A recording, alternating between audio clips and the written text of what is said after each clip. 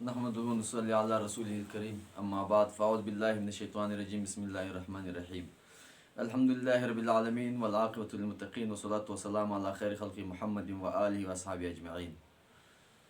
محترم دوستوں، نحو کے سبق کا باقاعدہ آغاز کیا جائے گا، اور اس میں متن اور جو کتاب سامنے ہوگی وہ جو ہم مبتدی طلباء کو بھی پڑھاتے ہیں اور دوروں میں علماء اور منتہی طلباء کو اور بڑے طلباء کو بھی پڑھائی جاتی ہے، وہ کتاب ہے میر سے شریف کی نحو میر، جو ہمارے اساتذہ کے ارشادات یہ ہیں کہ یہ نحو میں سب سے مختصر اور جامع متن ہے۔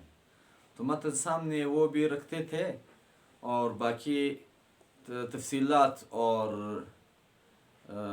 مسائل نحو کی مختلف کتابوں سے نکال کر کے طلباء کے سامنے بیان فرماتے تھے۔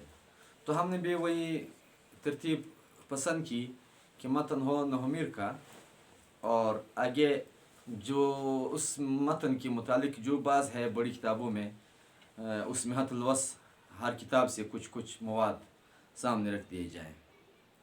تو یہ نحو میر کا خطبہ ہے۔ الحمدللہ رب العالمین، تمام تعریفیں اللہ کے لیے ہیں، پالنے والے عالم کے، اور والعاقبۃ للمتقین، اور اچھا انجام پرہیزگاروں کے لیے ہے۔ والصلاۃ والسلام علی خیر خلق محمد، اور درود اور سلامتی ہو ان کی مخلوق کے بہتر محمد پر، و آلہ و اصحاب اجمعین، اور ان کے آل اور تمام صحابہ پر۔ یہ تو لفظی ترجمہ ہے، اس پر بعد میں کچھ بحث کریں گے۔ سب سے پہلی بات یہ ہے کہ کتاب کے شروع میں مصنفین حضرات بسم اللہ الرحمن الرحیم اور الحمدللہ ذکر کرتے ہیں۔ ایک تو قرآن پاک کے اتباع ہے کہ قرآن پاک کے شروع میں بھی بسم اللہ اور الحمدللہ کا ذکر ہے۔ دوسری بات، جناب رسول اللہ صلی اللہ علیہ وسلم کا ارشاد مبارک ہے، کل امر ذی بال لم یبدأ فیہ ببسم اللہ فہو اخطاء، کل امر ذی بال لم یبدأ فیہ بحمد اللہ فہو اخطاء، اور بعض روایت میں فہو اجزم۔ مختلف قسم کے الفاظ روایت میں وارد ہوئے ہیں، یعنی جو عظیم الشان کام ہو، برکت والا کام ہو، اس میں اگر بسم اللہ کا ذکر نہ ہو تو وہ کام بے برکت ہو جاتا ہے، وہ دم کٹے جانور کی طرح ہو جاتا ہے، یا بعض روایت میں کلیت دل جزمہ شل ہاتھ کی طرح ہو جاتا ہے، یعنی اس میں برکت نہیں ہوتی ہے، اور یا وہ عظیم کام، شان والا کام، اس کی شروع میں حمد کا ذکر جب نہ ہو تو اس میں برکت نہیں ہوتی ہے۔ تو بسم اللہ کے بارے میں بھی حدیث وارد ہیں، بلکہ احادیث وارد ہیں۔ الحمدللہ کے بارے میں بھی احادیث وارد ہیں، اور خطبہ کے بارے میں بھی احادیث وارد ہیں۔ تو اس لیے مصنفین حضرات شروع میں بسم اللہ کا ذکر فرماتے ہیں اور الحمدللہ کا ذکر فرماتے ہیں، جو کہ خطبہ ہے اور اس میں حمد بھی ہے۔ اب سوال یہ ہوتا ہے کہ ابتدا تو امر بسیط ہے، اور وہ امر بسیط کا آغاز ایک چیز سے ہو سکتا ہے۔ اب اگر بسم اللہ سے آغاز کریں گے تو الحمدللہ سے آغاز نہیں ہوا، اور اگر الحمدللہ سے ابتدا کریں گے تو بسم اللہ سے ابتدا نہیں ہوئی۔ تو بہرحال ایک حدیث پر تو عمل ہو جاتا ہے، دوسری حدیث رہ جاتی ہے۔ اس کی بھی شارحین مختلف جوابات دیتے ہیں، مختصر معنی بھی موجود ہے دوسری کتابوں میں بھی، کہ بسم اللہ کی ابتدا کو ابتدا حقیقی پر حمل کر دو، کیونکہ ابتدا کی تین قسمیں ہیں، ایک ابتدا حقیقی ہے، ایک اضافی ہے، اور ایک عرفی ہے۔ ابتدا حقیقی کی تمام چیزوں سے مقدم ہو، یعنی جو کتاب کے اندر مقصود ہے اس پر بھی مقدم ہو، جو غیر مقصود ہے اس پر بھی مقدم ہو، تمام چیزوں سے پہلے اس کا ذکر ہو، یہ ابتدا حقیقی ہے۔ اور ابتدا اضافی وہ ہے کہ مقصود سے مقدم ہو، شروع میں بھلے نہ ہو، خطبے کے بعد ہو، لیکن جو مقاصد شروع ہو جاتے ہیں ان مقاصد سے پہلے جب اس کو ذکر کیا جائے وہ ابتدا عرفی ہے، اضافی ہے۔ اور ابتدا عرفی مطلقاً مقدم کیا جائے، جو ہر سبق کے شروع میں پڑھی جاتی ہے، وہ بھی عرفی ہے۔ عرف کے مطابق یعنی کسی کام کے شروع میں وہ کام شروع نہ ہو اس سے پہلے بسم اللہ پڑھی جائے، وہ ابتدا عرفی ہے۔ تو فرماتے ہیں کہ بسم اللہ کے بارے میں ابتدا حقیقی ہے تو اس حدیث پر عمل ہوا، اور الحمدللہ کے بارے میں ابتدا کو حمل کرتے ہیں عرفی یا اضافی پر، تو حمد والی حدیث پر بھی عمل ہوا۔ لیکن یہ جواب معقولی جواب ہے، منطقی جواب ہے، منطقی حضرات اس کو پسند کرتے ہیں، جیسے شیخ تہذیب کی شروع میں یہ اعتراض بھی ہے اور جواب بھی یہی موجود ہے۔ محدثانہ جواب یہ ہے کہ جو احادیث میں وارد ہے کہ کل امر ذی بال لم یبدأ فیہ بسم اللہ ہو، یا کل امر ذی بال لم یبدأ فیہ بحمد اللہ ہو، اور یا کل خطبۃ لیس فیہا التشہد ہو، جو بھی الفاظ مذکور ہے ان سب سے مراد ذکر اللہ ہے۔ احادیث کی شارحین اس کی تفسیر یہ کرتے اے بذکر اللہ مراد ہے، یعنی عظیم شان کام کی شروع میں اللہ کا ذکر ضروری ہے، اگر اللہ کا ذکر نہ ہو وہ کام بے برکت ہو جاتا ہے۔ اب اللہ کا ذکر بسم اللہ الرحمن الرحیم سے آپ کر لیں، الحمدللہ رب العالمین سے آپ کر لیں، سبحان اللہ سے کر لیں، اللہ اکبر سے کر لیں، یا تمام الفاظ سے کر لیں، سب سے ابتدا ہو یا کسی ایک سے ہو تو حدیث کا تقاضا اور اس کا حکم پورا ہو جاتا ہے، یہ مراد ہے۔ ذکر اللہ شروع میں کہو، رسول اللہ صلی اللہ علیہ وسلم کے ارشاد مبارک کا مقصد یہ ہے، تو جواب یہ بہتر ہے۔ تو مصنفین حضرات شروع میں بسم اللہ اور الحمدللہ کو ذکر کرتے ہیں، ایک تو قرآن پاک کا اتباع ہے، دوسرا ان احادیث کا اتباع ہے، تیسری بات سلف الصالحین اور رسول اللہ صلی اللہ علیہ وسلم کے خطبات مبارک کا انداز بھی یہی تھا، ان کا بھی اتباع ہے۔ اس کے بعد الحمدللہ حمد کی تعریف ہے، مدح کی تعریف ہے، شکر کی تعریف ہے، یہ زیادہ دہرانے کی ضرورت نہیں، یہ تو تقریباً سب حضرات جانتے ہیں۔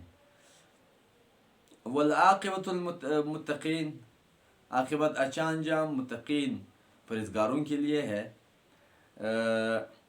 والصلاۃ والسلام علی خیر خلقہ، صلاۃ اس کی نسبت یہ ناقص ہے، مصدر ہے، نسبت اللہ کی طرف ہو تو رحمت کا معنی مراد ہے۔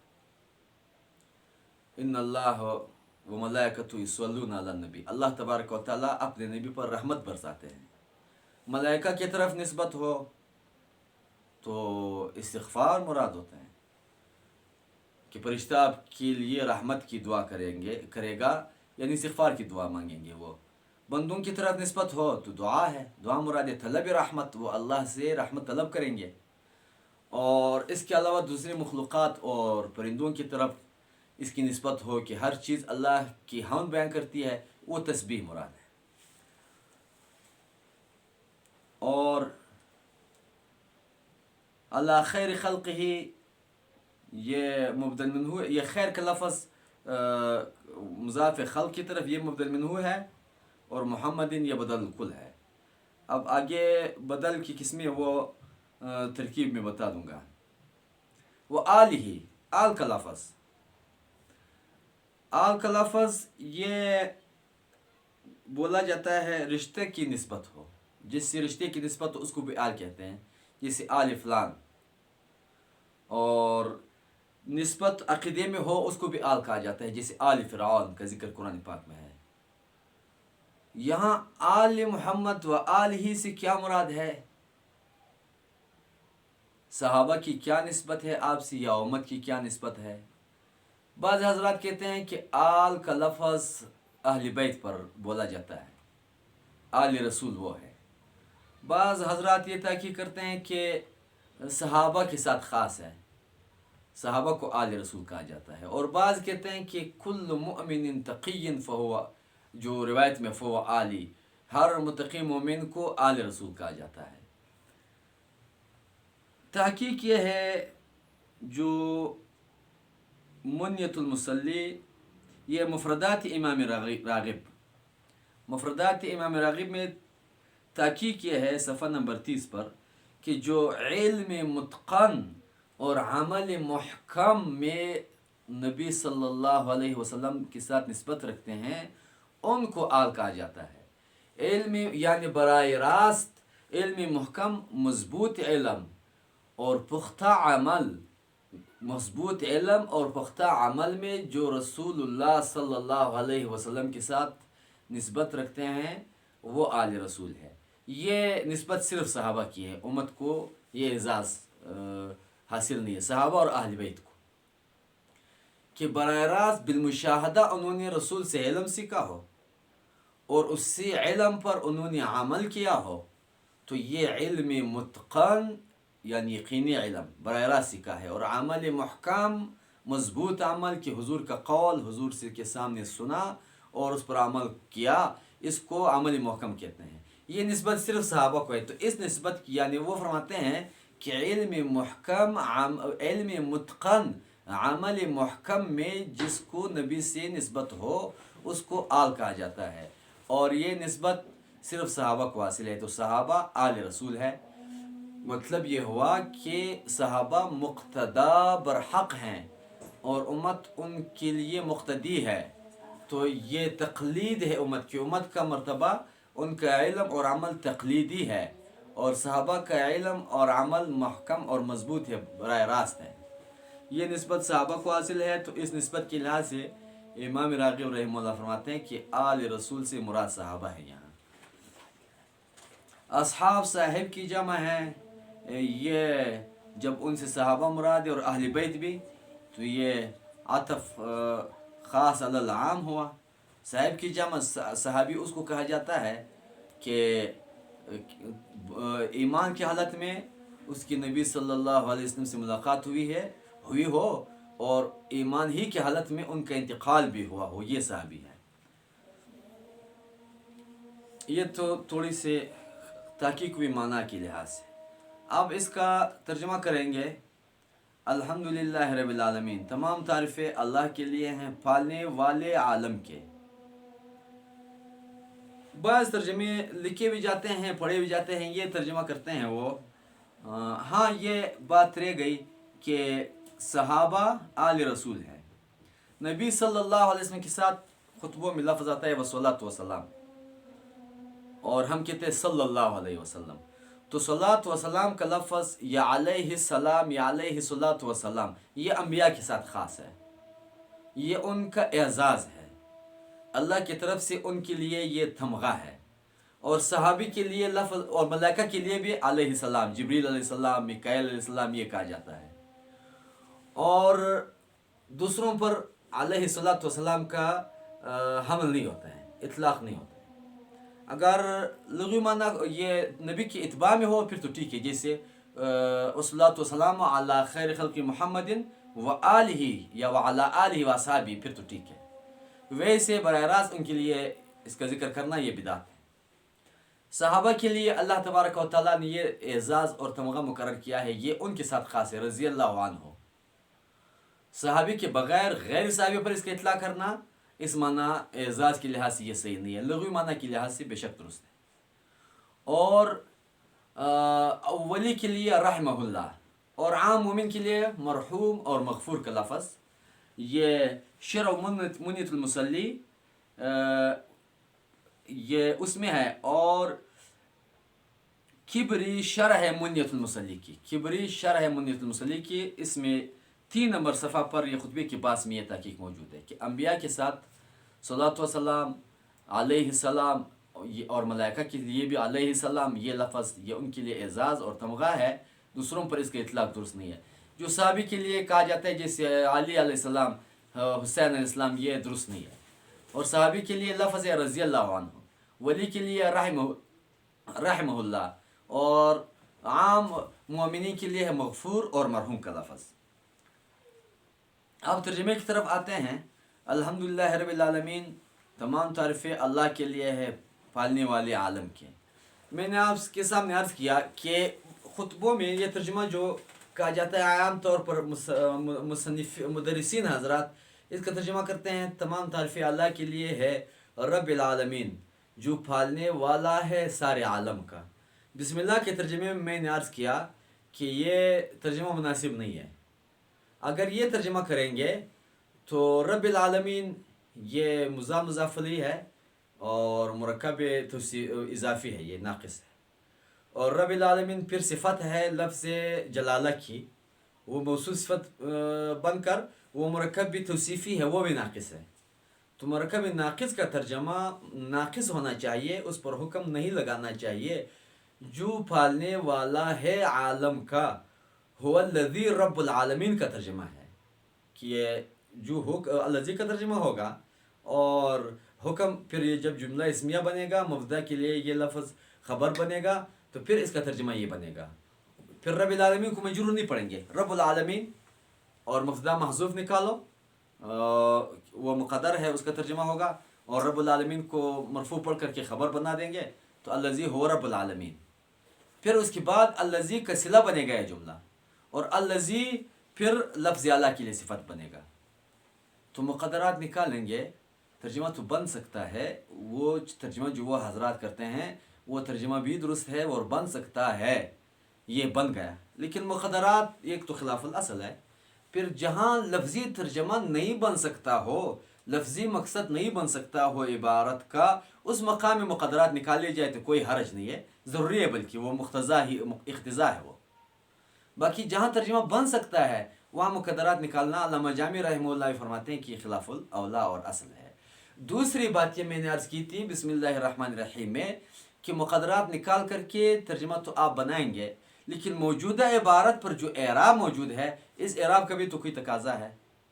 یہ موجودہ عبارت کے اندر جو مرکب ناقص موجود ہے اس مرکب ناقص کا بھی تو کوئی تقاضا ہے، وہ تقاضا پھر کون پورا کرے گا؟ تو اس موجودہ اعراب کے تقاضے کو، موجودہ ترکیب کے تقاضے کو پورا کرنے کے لیے ہم یہ کہیں گے کہ الحمدللہ رب العالمین، یہ مرکب تام ہے، تمام تعریفیں اللہ کے لیے ہیں، اس کا ترجمہ تام کا ہو گیا. رب العالمین مرکب ناقص ہے، اس کا ترجمہ ناقص والا کریں گے، پھالنے والے عالم کے.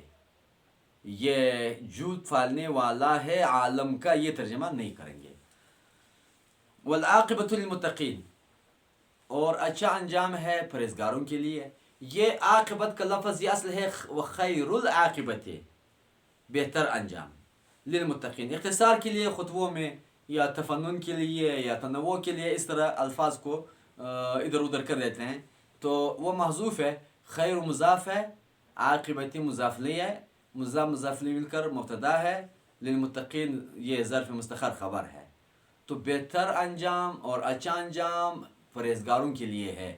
مضاف حذف ہو گیا، اصل ہے خیر العاقبتی، عاقبتی مجرور ہے، خیر مضاف جو ہے وہ مرفوع ہے. تو قاعدہ ہے کہ مضاف جب قرینہ موجود ہو اور التباس کا خطرہ نہ ہو تو اس مقام میں مضاف کو حذف کیا جاتا ہے، پھر مضاف لی کو وہ مضاف والا اعراب دیا جاتا ہے. جیسے وجاء ربک والملک صفا صفا، اصل مراد یہ ہے جاء امر ربک، جاء حکم ربک. تو امر ربک جو مضاف ہے اس کا اعراب مضاف لی پر لگا، وہ مضاف حذف ہو گیا، مضاف لی اس کی جگہ پر آیا اور مضاف لی نے وہ اعراب لے لیا تو مرفوع ہو گیا وجاء ربک. یہاں بھی یہ ہے وہ خیر العاقبتی، خیر کا اعراب جو ہے وہ عاقبتوں پر آ گیا اور یہ اس کا قائم مقام ہو گیا.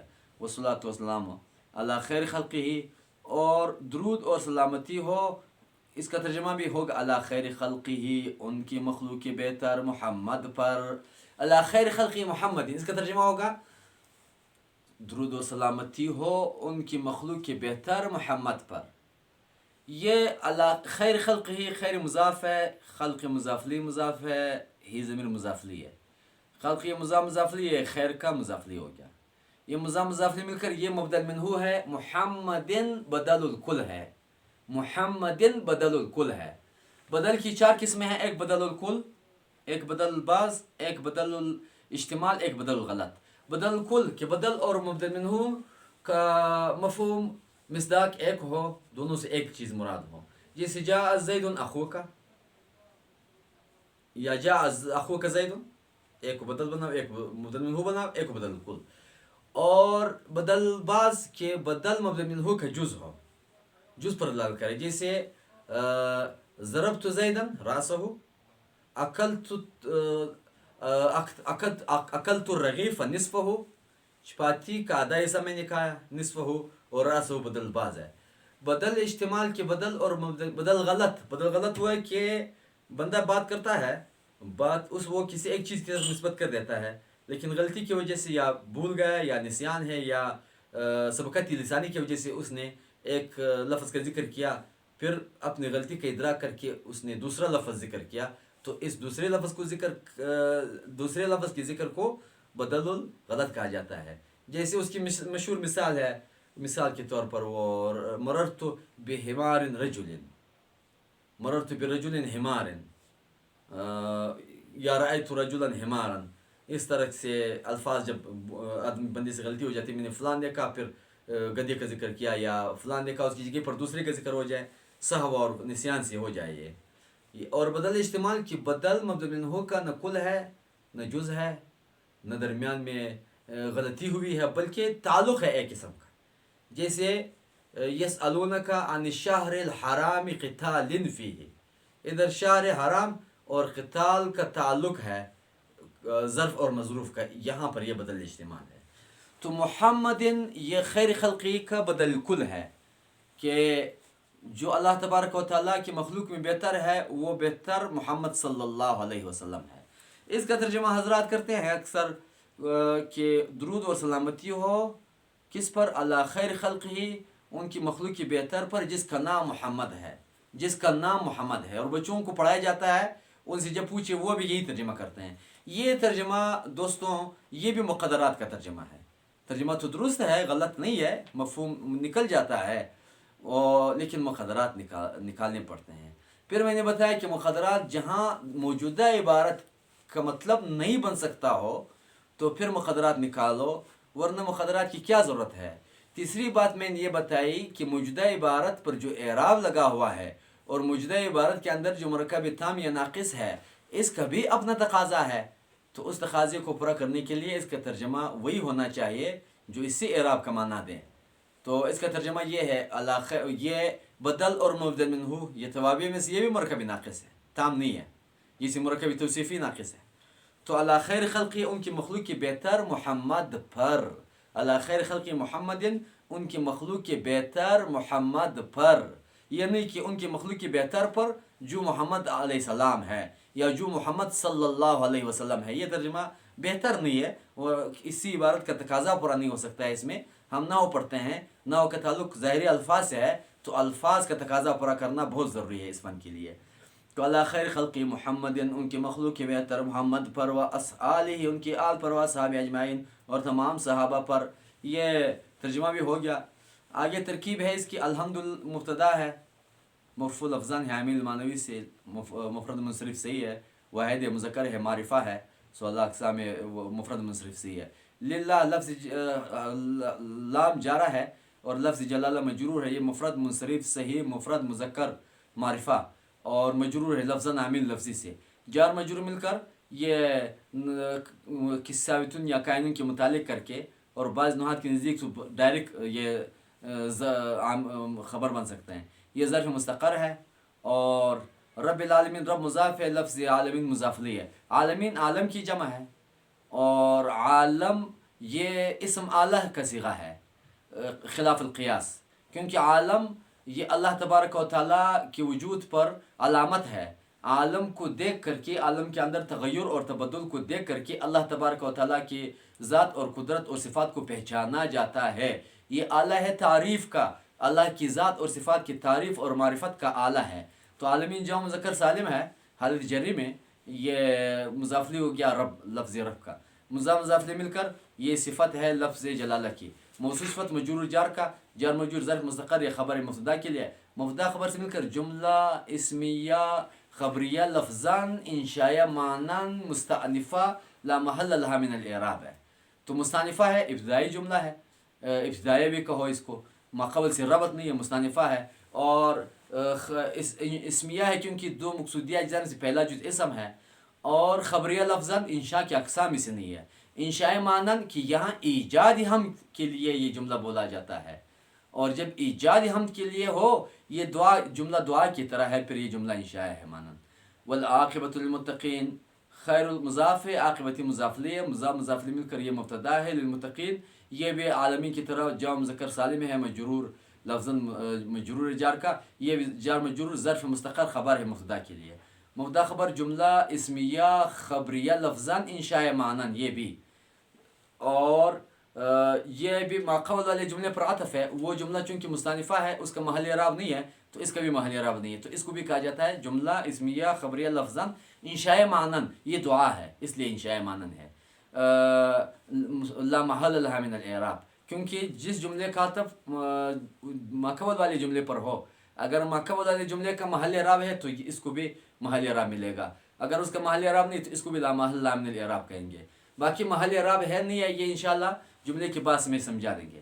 وصلاۃ وسلام واواتفا صلاۃ وسلام، یہ بھی مفرد منصرف سے ہی ہے، مرفوع لفظاً عامل مانوی سے مبتدا ہے، اعلیٰ حرف جار، خیر مضاف، خلق مضاف الیہ مضاف، ہی ضمیر مضاف الیہ مضاف مضاف الیہ مضاف خیر کا، خیر مضاف مضاف الیہ مرکب ظرف مجرور جار کا، جار مجرور یہ بھی ظرف مستقر ہے، نازلتن کے متعلق ہے یہ، اور وہ اپنے فاعل سے مل کر خبر مبتدا کے لیے، مبتدا خبر جملہ اسمیہ خبریہ لفظاً انشاء معنن معطوفہ ماقبل والے جملے پر، اس کا محل اعراب نہیں ہے تو اس کا بھی محل اعراب نہیں ہے، اسمیہ ہے، پہلا جز مقصودی اسم ہے، اور خبریہ لفظاً ہے اس لیے کہ انشاء کے اقسام اس نہیں ہے، انشاء معنن ہے، یہاں پر بھی دعا ہے، اور ماقبل والے جملے پر چونکہ عطف ہے اس کا محل اعراب نہیں تھا تو اس کو بھی لا محل لا من الاعراب کہیں گے۔